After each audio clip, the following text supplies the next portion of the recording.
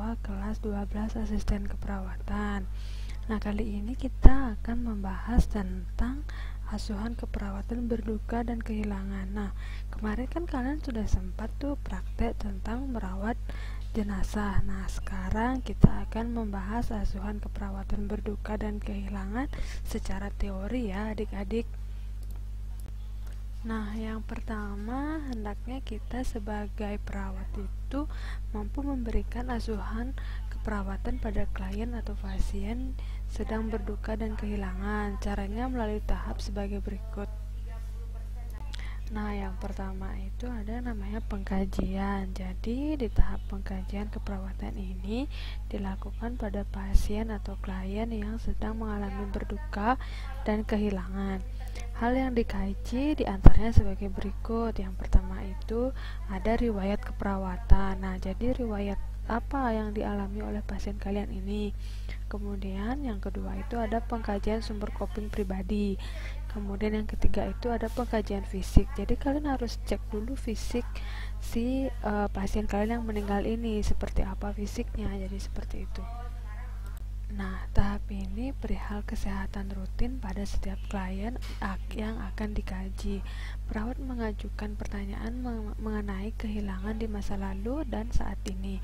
Sifat kehilangan dan makna kehilangan tersebut bagi klien harus dieksplorasi secara mendetail ya adik-adik. Jadi kalian harus menjelaskan ke keluarga pasien kenapa pasien ini bisa yang namanya mengalami henti jantung atau bisa juga mengalami kematian.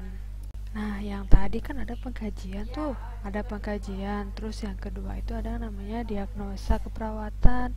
Kemudian setelah diagnosa keperawatan ada namanya perencanaan. Jadi di perencanaan ini, tahap ini perawat akan berencana untuk menghibur klien yang berduka karena kehilangan fungsi tubuh atau bagian tubuh.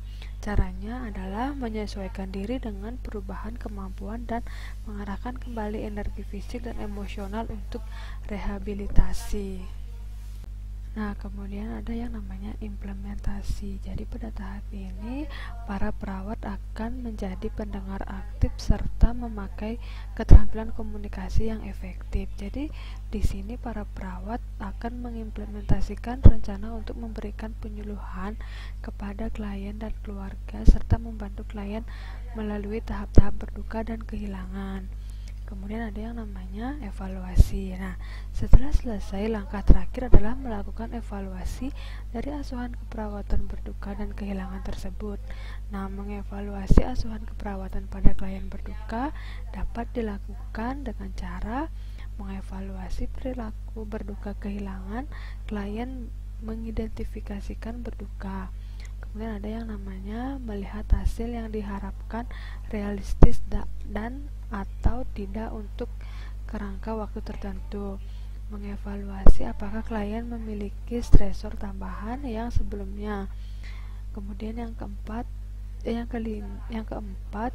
mengevaluasi program keperawatan telah diimplementasikan secara konsisten, penuh perhatian dan secara tulus.